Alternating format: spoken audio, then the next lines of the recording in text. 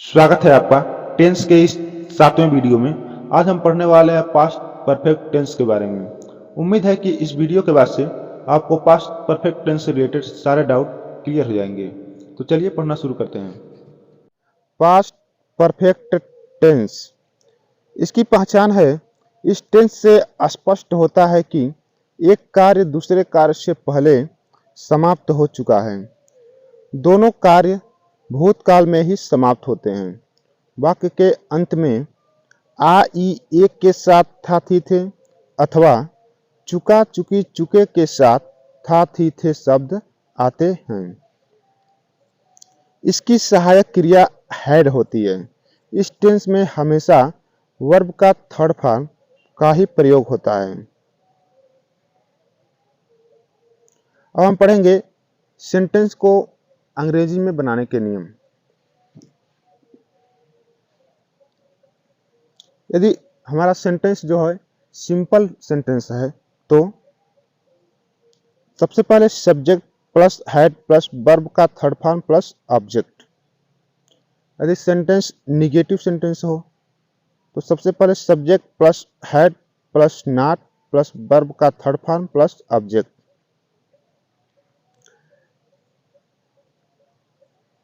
यदि सेंटेंस हमारा interrogative sentence हो जिसमें क्या शब्द जो होता है सेंटेंस के पहले आए तो इसकी अंग्रेजी होती है सबसे पहले हैड होता है, फिर सब्जेक्ट, फिर वर्ब का थर्ड फॉर्म, फिर object plus question mark. Interrogative sentence जिसमें क्वेश्चन वर्ड सेंटेंस के बीच में आता है तो सबसे पहले question word plus had plus subject plus verb का third form plus object plus question mark. Interrogative plus negative sentence जिसमें क्या शब्द वाक्य के पहले आता है और वाक्य जो होता है नकारात्मक होता है। तो सबसे पहले हैड होता है, फिर सब्जेक्ट, फिर नॉट, फिर वर्ब का थर्ड फॉर्म, फिर ऑब्जेक्ट, लास्ट में क्वेश्चन मार्क। इस सेंटेंस हमारा इंट्रोगेटिव प्लस निगेटिव सेंटेंस हो जिसमें क्वेश्चन वर्ड सेंटेंस के बीच में आता है तो सबसे पहले question word plus had plus subject plus not, क्योंकि सेंटेंस जो है निगेटिव ही तो है इसलिए नॉट प्लस वर्ब का third form plus object plus question mark. Interrogative plus negative sentence में हमेशा नॉट का प्रयोग सब्जेक्ट के तुरंत बाद प्रयोग किया जाता है।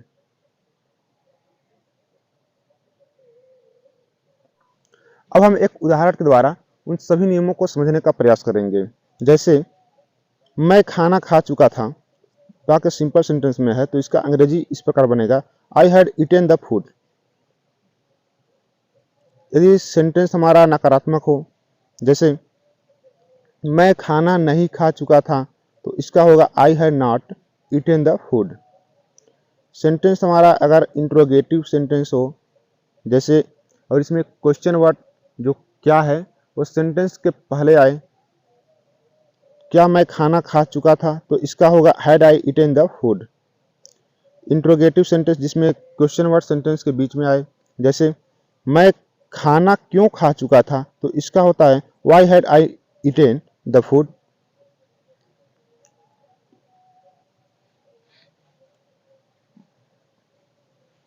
इंट्रोगेटिव प्लस निगेटिव सेंटेंस जैसे क्या मैं खाना नहीं खा चुका था तो इसका होगा had I not eaten the food. इसमें क्या है, क्या सब सेंटेंस के पहले आया है और सेंटेंस निगेटिव ही है। इंट्रोगेटिव प्लस निगेटिव सेंटेंस जिसमें क्वेश्चन वर्ड सेंटेंस के बीच में आए जैसे मैं खाना क्यों नहीं खा चुका था तो इसका होगा why had I not eaten the food. अब हम कुछ महत्वपूर्ण नियमों के बारे में पढ़ेंगे। जैसे पहला इसमें है यदि एक ही वाक्य में दो कार्य हो रहा हो तो पहले समाप्त होने वाले कार्य की अंग्रेजी पास्ट परफेक्ट टेंस में और बाद में समाप्त होने वाले कार्य की अंग्रेजी सिंपल पास्ट टेंस में लिखा जाता है। जैसे मेरे स्कूल पहुंचने से पहले ही वर्षा आरंभ हो चुकी थी। तो इसकी अंग्रेजी इस प्रकार होती है, it had begun to rain before I reach the school. इसमें क्या है, वर्षा पहले ही खत्म हो जा रही है और स्कूल बाद में पहुंचा जा रहा है। तो पहले समाप्त होने वाले वाक्य की अंग्रेजी क्या है, पास्ट परफेक्ट में बनेगा और बाद में समाप्त होने वाले सेंटेंस की अंग्रेजी पास्ट इंडेफिनिट टेंस में बनता है।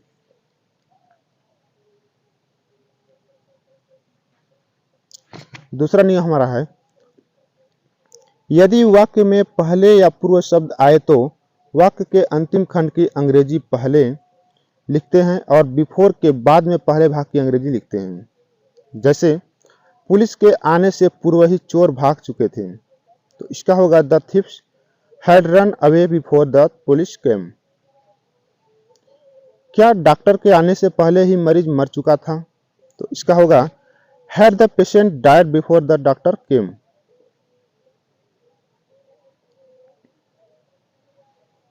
तीसरा नियम हमारा है, यदि वाक्य में बाद या पश्चात शब्द आए तो वाक्य के अंतिम खंड की अंग्रेजी पहले लिखते हैं, फिर आफ्टर के बाद से पहले भाग की अंग्रेजी लिखते हैं।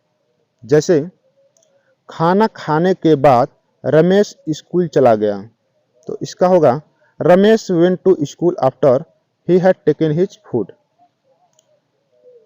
डॉक्टर के आने के बाद रोगी मर गया था, तो इसका होगा the patient died after the doctor had come.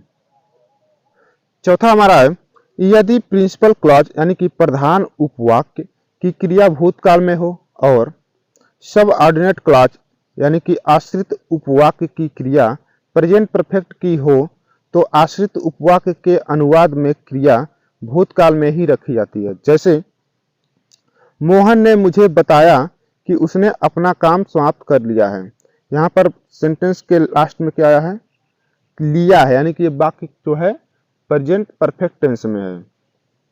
इसका इस प्रकार ट्रांसलेशन होगा, Mohan told me that he had finished his work. यहाँ पर सेंटेंस को ट्रांसलेट किया गया पास्ट परफेक्ट टेंस में। पांचवा हमारा है,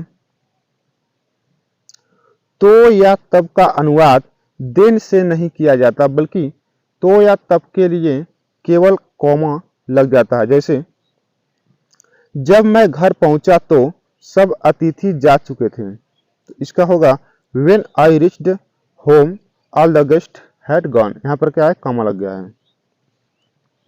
छठा हमारा है, हाउ मच, हाउ मेनी, विच और व्हिच के साथ उससे संबंधित नाउन्स भी आते हैं। जैसे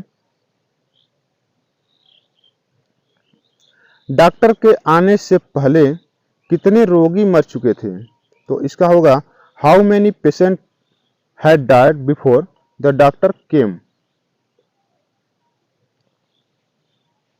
सूरज छिपने से पहले कितने बच्चे सो चुके थे, how many children had slept before the sunset. सातवां हमारा है, यदि प्रश्न सूचक शब्द कौन ही करता हो तो उसकी संरचना इस प्रकार से होगी, सबसे पहले हूं प्लस हैड प्लस वर्ब का थर्ड फॉर्म प्लस अदर। जैसे मेरे पहुंचने से पहले तुम्हारे घर में कौन घुस गया था, तो इसका होगा who had entered your house before I reached there. अब हम पास्ट परफेक्ट टेंस से रिलेटेड कुछ अदर्स उदाहरण भी देखेंगे। जैसे पहला है, उसने मुझे बताया कि वह अपना पाठ याद कर चुका था, तो इसका होगा he told me that he had learned his lesson. दूसरा है, 18 वर्ष की अवस्था में मैं ग्रेजुएट हो चुका था, तो इसका होगा I had graduated by the age of 18।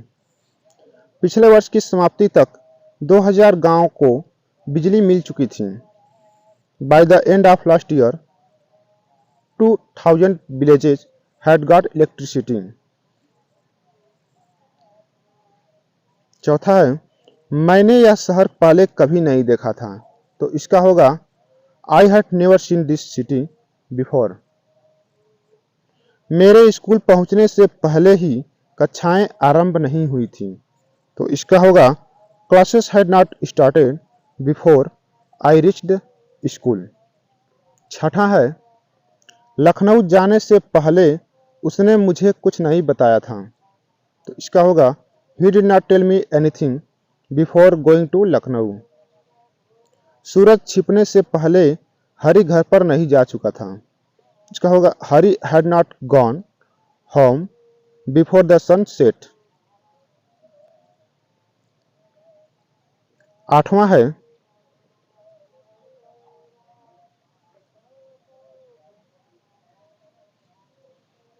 उपद्रव का कारण बनने से पहले ही पुलिस ने षड्यंत्रकारियों को गिरफ्तार नहीं किया था। यहाँ पर यूं होगा षड्यंत्रकारियों को गिरफ्तार नहीं किया था। The conspirators were not arrested by the police even before the riots started. नौवां है क्या खाना खाने के बाद मैं उसके घर गया था। तो इसका did I go to his house after having dinner. मेरे सोने के बाद किसने दरवाजा खटखटाया था।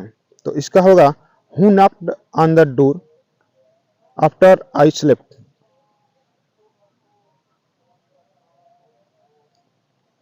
11वां है क्या प्रदीप ने 5 बजे के बाद अपना काम पूरा किया था। तो इसका होगा had Pradeep finished his work after 5 o'clock। अपनी मजदूरी लेने से पहले ही उसने गड्ढा क्यों नहीं खोदा था। Why had he not dug the pit before taking his wages. 13वां प्रश्न है 13वां जो है क्या मेरे कक्षा में घुसने से पहले ही अध्यापक व्याकरण पढ़ा चुके थे। Had the teacher taught grammar before I entered the class. क्या दवाई लेने से पहले माताजी सो गई थी। तो इसका होगा had the mother slept before taking his medicine.